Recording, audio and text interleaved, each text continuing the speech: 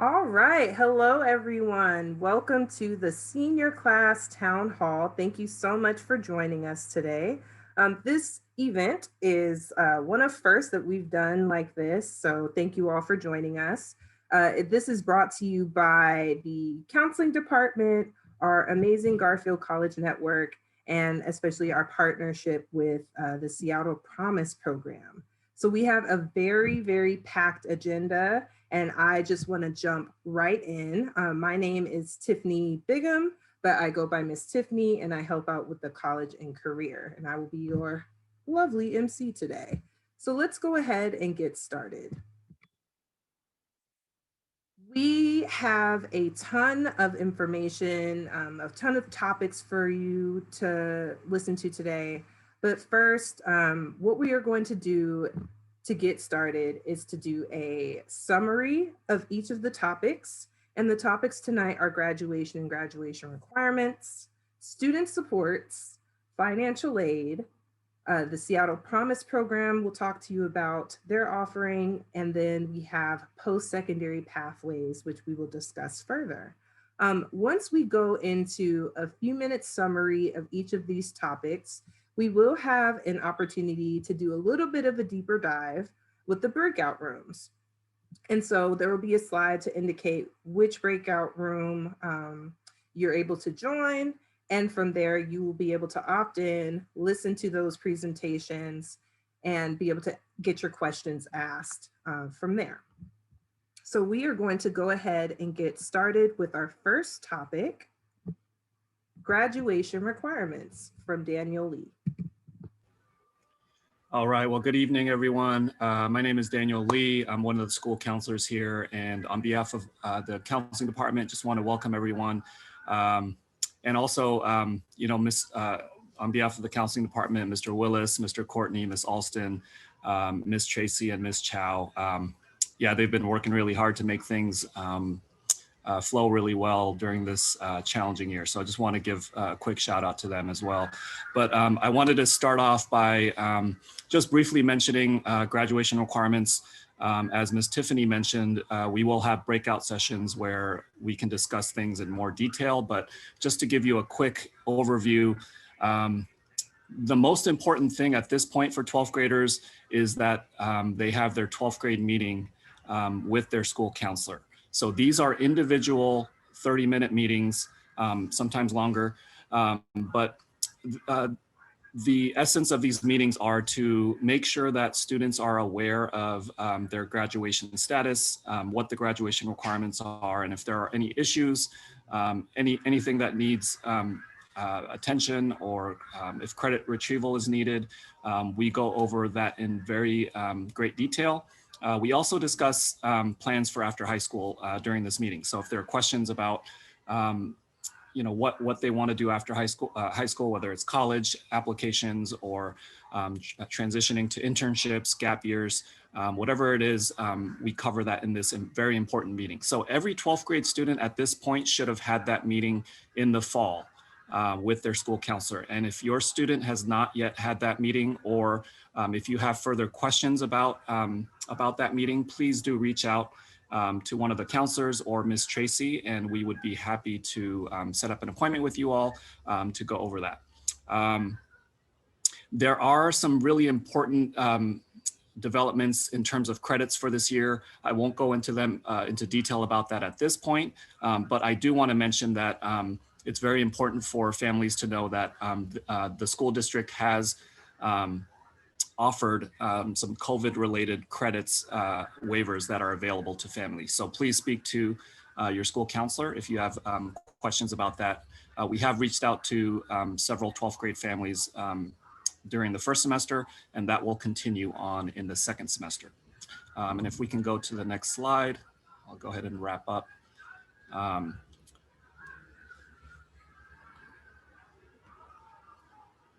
But I also did want to cover what we're going to go over in the breakout sessions.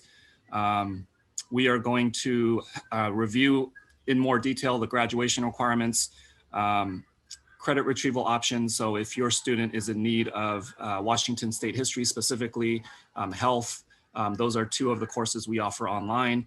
as well as any credit retrieval courses that your student might need. So we can discuss that in the breakout room. And we'll also cover service learning and state testing, which we are still awaiting some information from the district and the state. And so we'll have some more information about those topics as well. Thank you. We'll go ahead and transition now to student supports with Mr. Eric Burnett. Good evening, senior parents. Welcome. Hopefully we can provide just a pretty wide range of information tonight that's helpful for wherever you are in the process of your student moving towards graduation and then what comes next for them. Part of that discussion is, I know lots of parents are kind of preparing for, what college brings and what's happening next year for our students. But in the midst of all the crazy that is this year, there's also a lot of parents who are saying, one thing at a time, I got to make sure we get to graduation in the spring. And so in the breakout room for student support, we want to make sure we're discussing making sure all kids get to the graduation stage. So for everybody that looks pretty different. For some people that may be kind of talking about some of the supports that we as a school have gathered and can share with other people to kind of take care of basic needs. So that way students can focus on being students. For some people, there's questions about, here's my particular circumstance with relation to graduation. I'm behind on credits, or I'm, there's this hurdle or there's that hurdle. We can discuss that as well to make sure that everybody has a pretty clear understanding of what it's going to take to get there and what resources are available. And then there's also the possible discussion of, high school isn't always easy. And so if, it's been a kind of a, if your student, it hasn't been easy for your student, well, what comes next and how to plan for that? And how to set them up for wherever they want to go, whether it's transitioning to a four-year school or community college or trying to enter the workforce. There's lots of different ways to get there, regardless of how your student how easy or hard high school has been for them. So those are the discussions we can cover in our breakout room, and just we'll kind of see what the needs of the group are. Thank you. And I believe next up is financial aid with Tiffany Bigham.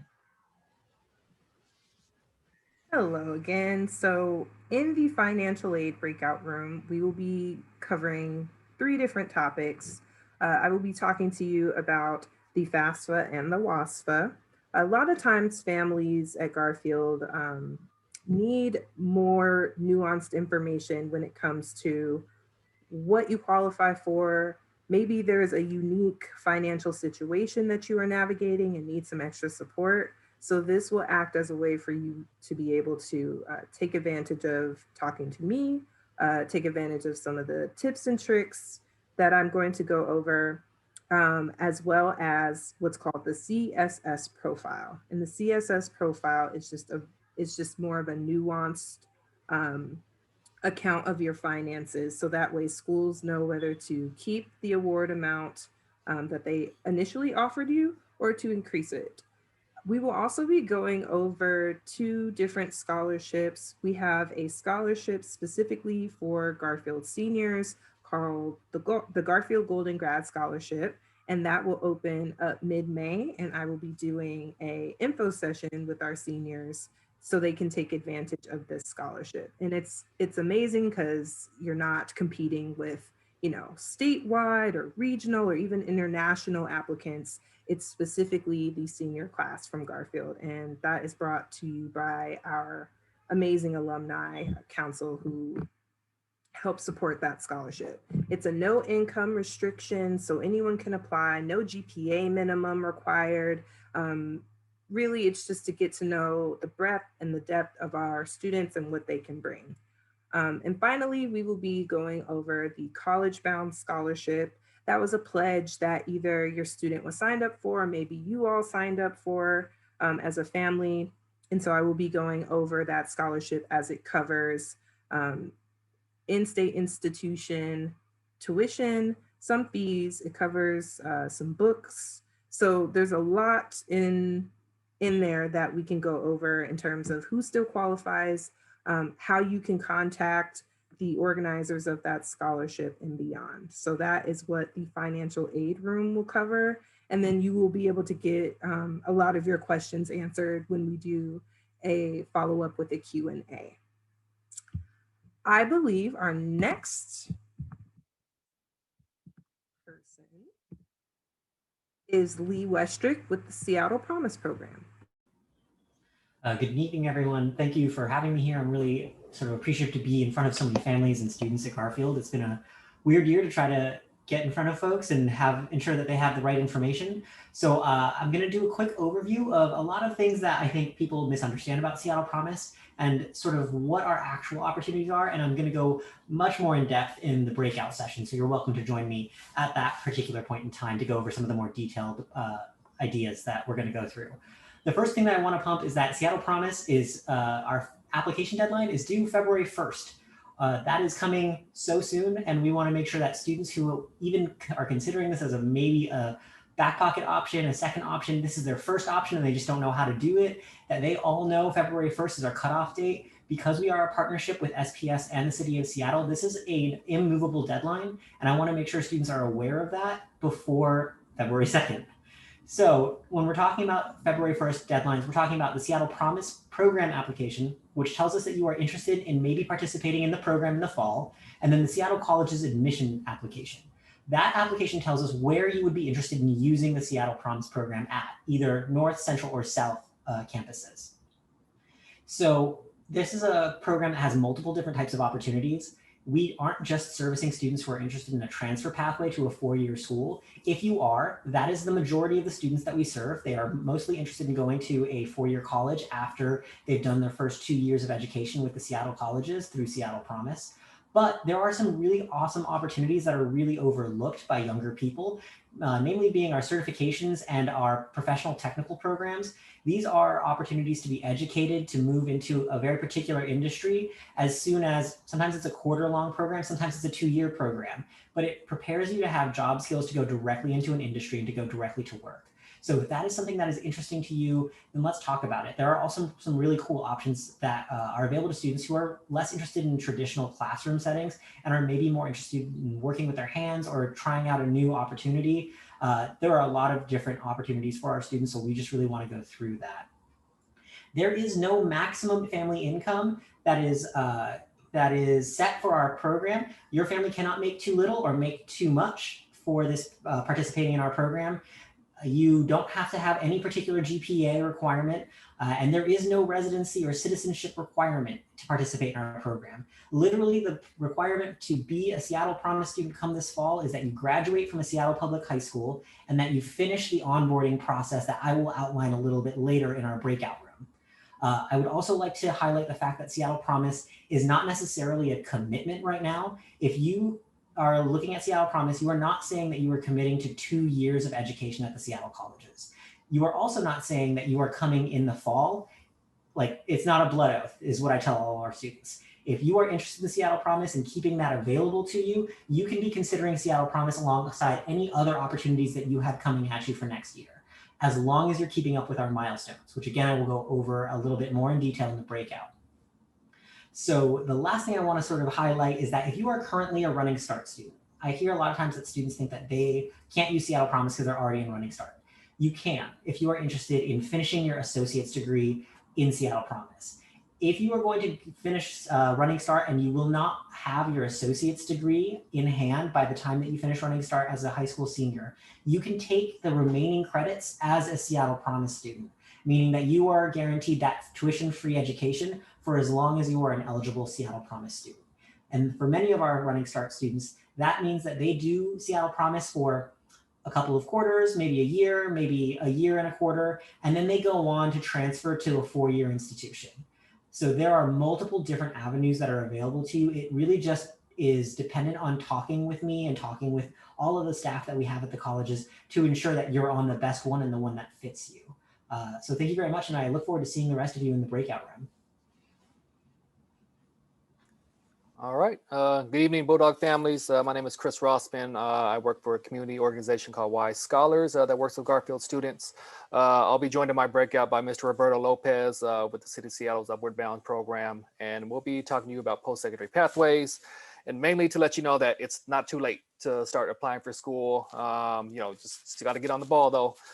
So as you see here, we'll kind of talk about upcoming deadlines in our workshop or breakout here shortly. So again, January 31st, we got Wazoo and Western. While Zoo's application doesn't even require an essay, you could probably knock that out in about half an hour if you had like your transcript in front of you.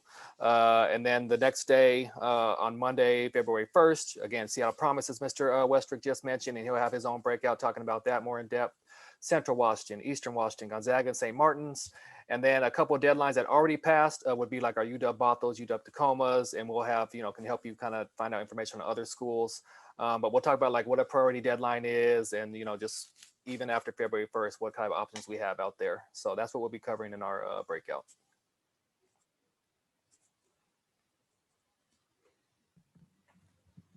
All right, thank you everyone. Now that you have a summary of what will be going on in each breakout room, we want to encourage you all to join a room. So room number 1 would be graduation requirements.